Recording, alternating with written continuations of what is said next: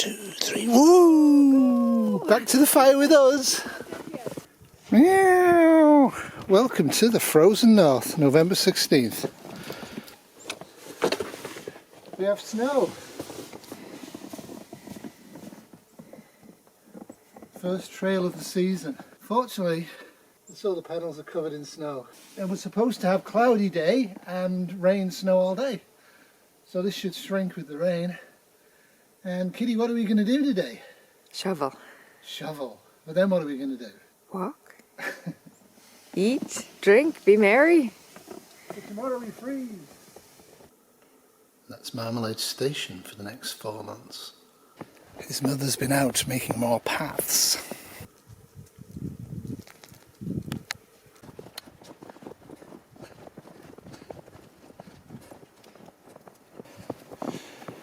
We came to see what was up. I'm going to have to cut these branches a bit, eh? Maybe, Yeah, I'll do that. He came to see you. How's it going? Hi, darling. Did you see what we did around the barn? We did. We went on the trip and now he wants to go back. Places? Yes, very pretty. It is. Not too cold, but it's not above freezing and it won't get above freezing for a while. Not much snow, but it's good for the puff, eh?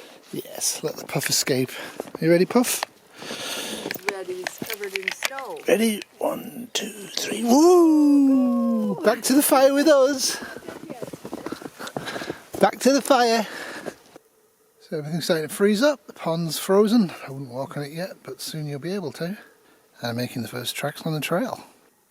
Strange bird. Another little whimsy I put on the trail. Well, it's a lovely crisp day today, and it's going to stay below freezing, I think, for the next 4 to 5 to 6 days. Supposed to be maybe some rain today, which we haven't got, thankfully, because nothing like snow below freezing with some rain makes concrete. So like I say, it's November 16th. This is the first decent snow. We had slight snow last night, and we had slight snow overnight the night before. But this is the first official drop. About 2 inches fell, 5 centimetres, possibly more in places. And you'll see the markings, because what I did yesterday before the snow fell was I carved out the beginnings of 2 new trails. Let's go on them. Like I said before, this is a really hilly area and the hills aren't huge and the valleys aren't huge, so you can't tell on a map where you are because the heights and lows are all between 2 contour points. But you will get tired on this type of walk. So I found this abandoned chair face down up here. I think it might have belonged to one of the artists that used to own this years ago, because a lot of this is new growth trees and it would have been a quite commanding prospect. Anyway, I'm off to find the remnants of an old logging road. Well, so far my trail signs are working great for me. It would be kind of hard to figure out which way to go without them. That's a natural way to go. It's actually not a good way to go, which is why it's not marked. And that is. So this is the old logging road. There's a couple of trees down on it, as you can tell. So I bypassed this corner. Kitty was looking at it and she, like me, was thinking we might actually clear this at some point. But it won't be this year. We've lost time to the weather. And there's the trail marking. So I go up here. I didn't want to make the trails too obvious from outside of the property, but I wanted to make them quite clear inside the property so you wouldn't get lost.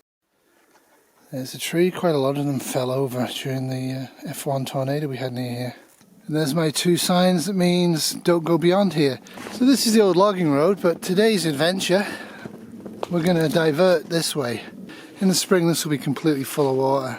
And that's fine because the bugs in the spring and the summer will make this kind of hike really unpleasant. So it's beginning to look a lot like Christmas.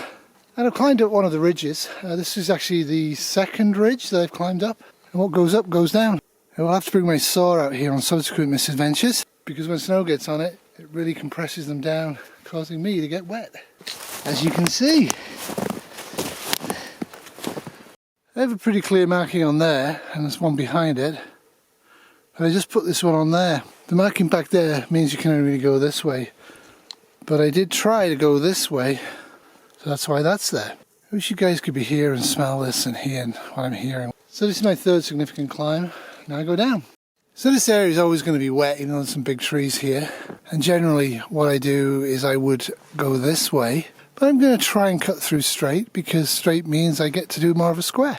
And I've got my 4 significant ridge ahead of me. And because I'm off my trail that I made yesterday, my trail is over there. But I'm kind of deliberately heading this way because that's what I initially did, and I didn't mark this area. And I found this beautiful area that would be great for camping, so that's why I'm heading back this way. So these are leaves, and you can actually use these quite successfully as tinder. All winter long, a lot of the trees will keep the leaves, and you can peel them off and use them as dry tinder. They work very, very well. This, of course, is deadfall. This piece is really bone dry. This piece is a little well wet because it's on the top. So you want to look for the pieces underneath. They're dry, good tinder. If you're looking for firewood, these dead things that are covered by the tree work fine.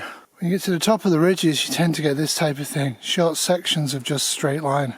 This is very different from yesterday. But you've got 2 ridges. I'm just walked along the 4th one for about 1/4 mile. And you have the 5th one I need to cross over there.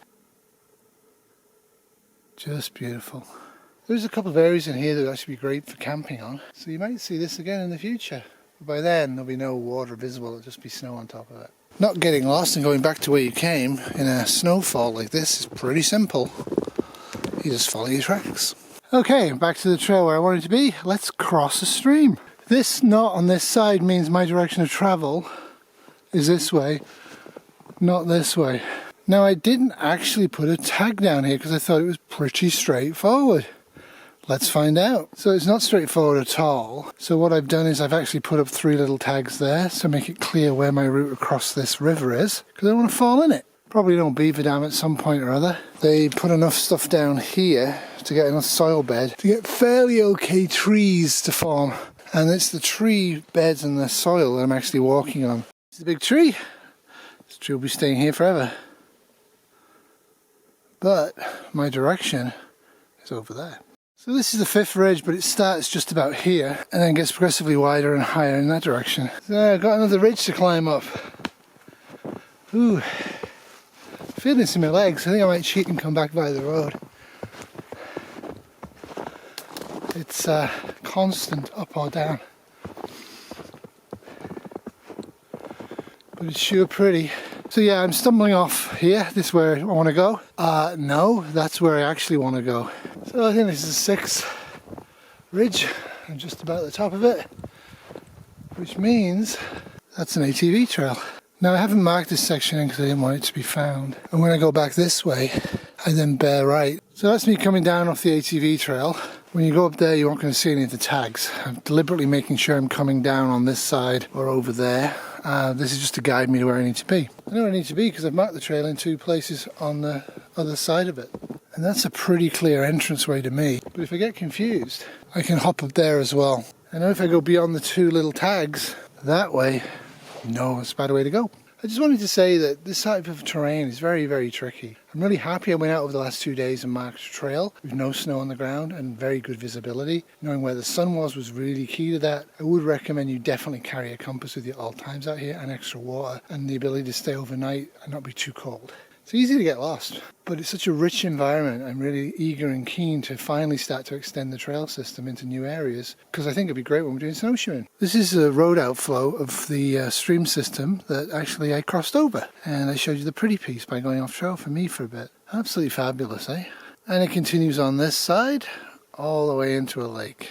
But it gets dark now, quite early, so I know Kitty wants to walk, so I'm going to go back the quick way on the ATV trail on the road. That's it from me on the 16th of November, out there celebrating nature and the first significant snowdrop in south central Ontario of 2022. Bet it's not the last one though. Have a great day, thanks for watching, toodles. This has been brought to you from a Marmalade Cat production 2022 on a snow day.